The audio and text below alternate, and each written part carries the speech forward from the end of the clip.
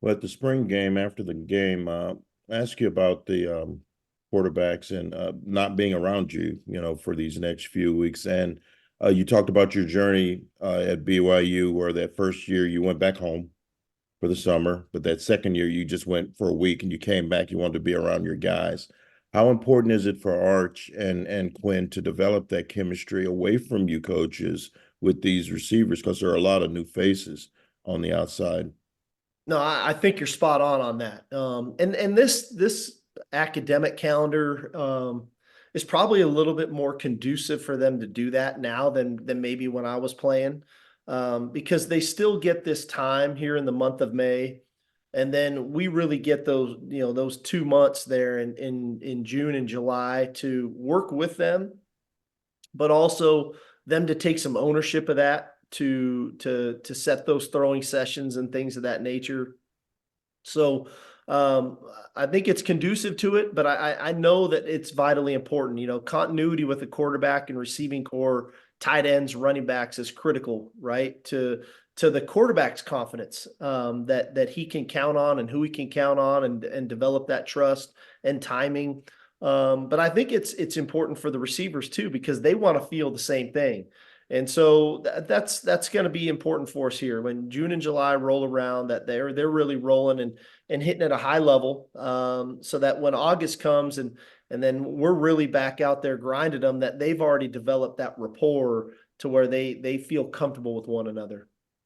What's the one thing you think Quinn has improved on the most after 2 years, would you say? I think his pocket presence, Yeah. that's for a quarterback. That's to me the biggest thing for any guy. And I would say the same thing for Arch from year one to year two. I just feel like that ability to trust the timing of your drop and where the ball's supposed to go, keeping your eyes up in the pocket, making those subtle movements in the pocket, right? I mean, a lot of times when a quarterback moves, he doesn't need to move very far, right? He just needs to move, Right. swiftly enough, keeping his vision downfield, and then stand firm to deliver the ball as accurately as possible, which is the skill set that these guys have the ability to do. And then having that sixth sense of knowing when to tuck it and then escape the Mhm. pocket and run. And I think that's a learned trait. And I don't, a lot of high school kids, the ball comes out so fast all the times that they don't have to stand in the pocket. But at our level, and then obviously in the NFL, the quarterbacks have to have the ability to do so. I just don't feel like you can make a living scrambling around. The better the competition gets. And so finding that comfort level in the pocket, I think that's something he's really done a nice job of keeping his vision and doing that. There's always room for improvement. We're really on Quinn about, okay, now we're getting the second and third reads. Let's be so comfortable that we're going to third, fourth, and at times the fifth read, and finding that rhythm and that ball getting out of his hand, because there's a frustration aspect to that too. If you're a defensive player, you want to rush the quarterback, you want to get home, but when the ball gets out of his hands so quickly, that can create some frustration, and that also gives your offensive line some confidence. So we're continually pushing him on that front to try to make that a strength of his game. It could Arch be able to play at a high level already if you need him, even though he's thrown what 4 or 5 passes only? Well, I think so.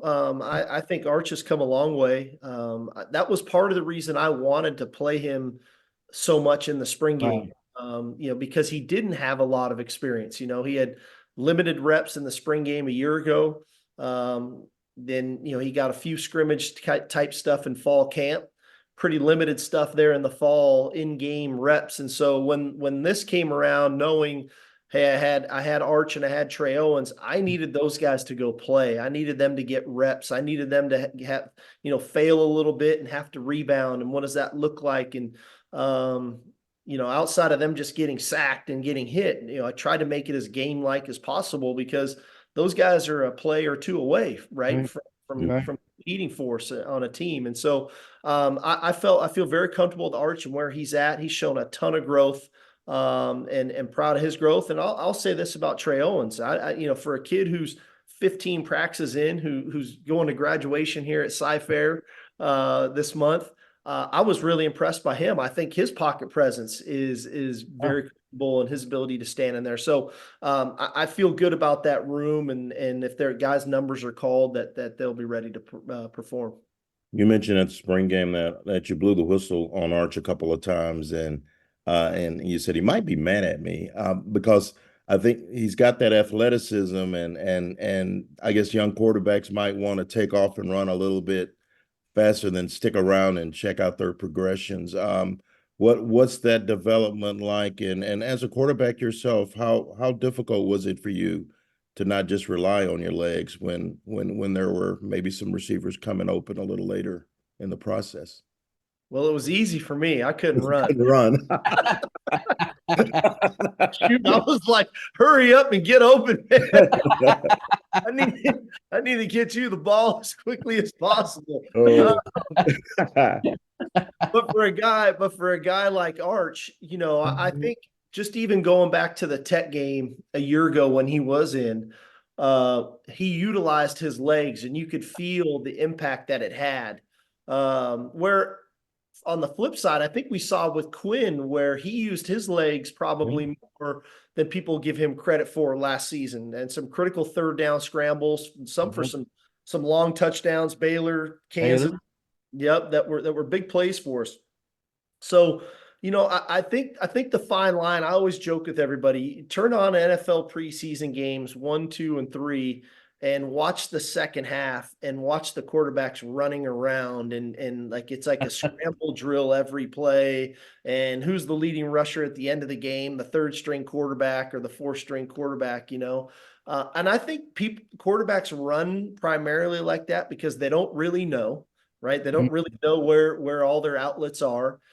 They don't have great trust and rapport with those receivers that are in there. And so that to me is why it's so important to instill the offense to our quarterbacks, find that rapport with those receivers, tight ends, and runners, make sure they know where their running backs are as outlets on plays. And then be demanding of them to operate that way. And then their natural instincts are going to kick in, and the competitive nature in them is going to kick in when to run. But we would much rather have the fast guys, catch the ball and run than the quarterbacks.